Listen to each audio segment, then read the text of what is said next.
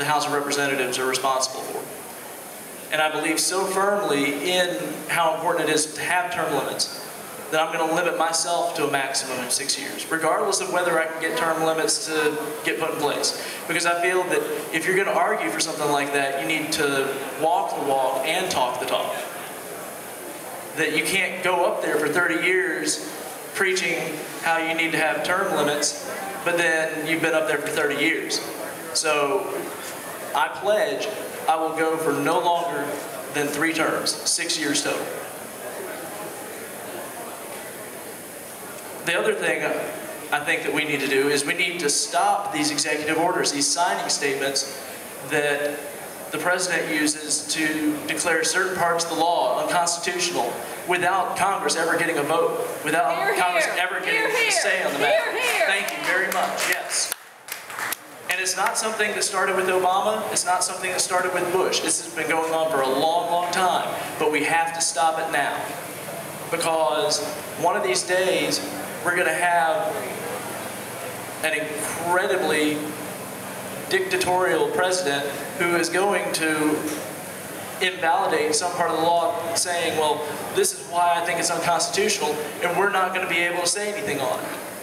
One of the things that just happened recently that we're seeing in the news is with Obamacare, where there are states now that are putting plans into place to allow for abortion to be paid for out of Obamacare money for high-risk insurance pools.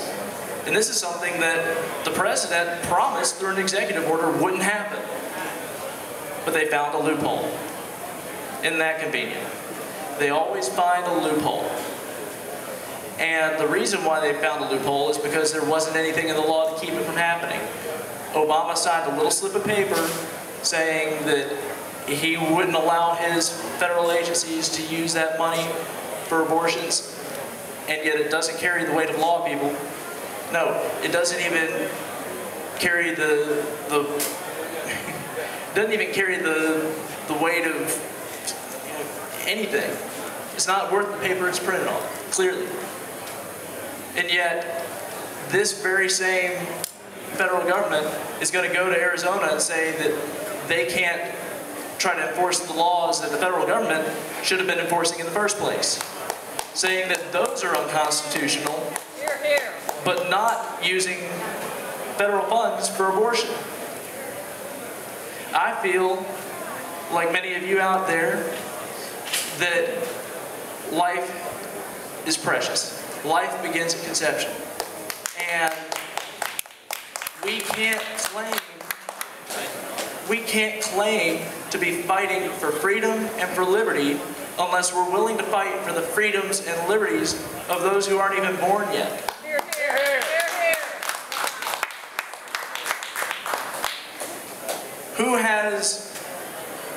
Who has a chance to be able to express their freedom? Who has a chance to be able to express their liberty when we don't even give them a chance to live? One of the things we also need to do is cut the federal budget. It's one thing to say that we want to cut taxes, but the biggest issue we're facing nowadays is the enormous federal deficit. And it's not going to get any smaller unless we cut the federal budget. We need to put Congress, we need to put this administration, we need to put everybody up there in Washington on a treadmill, lose some of the fat in the budget, lose some of the extra unnecessary items in the budget, cut the budget. If Gene's listening right now, I want you to understand this, Gene. We want to cut the budget. We can't afford to keep going the route that we are. We can't keep going down this road of adding more and more programs saying, well, you know, I want my little piece of pie too. We also need to return to our states the power to define our children's educational futures. One of the things that I just read yesterday in a Newsweek article was that they feel that some elements of the Tea Party movement wanting to get rid of the Department of Education, that that's a crazy idea. Well, folks, it's not a crazy idea. The Department of Education is just one of the many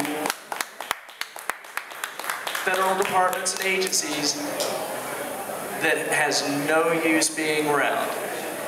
Why can't we do that job ourselves? Why can't we be responsible for our children's educational futures instead of a federal government far removed from us?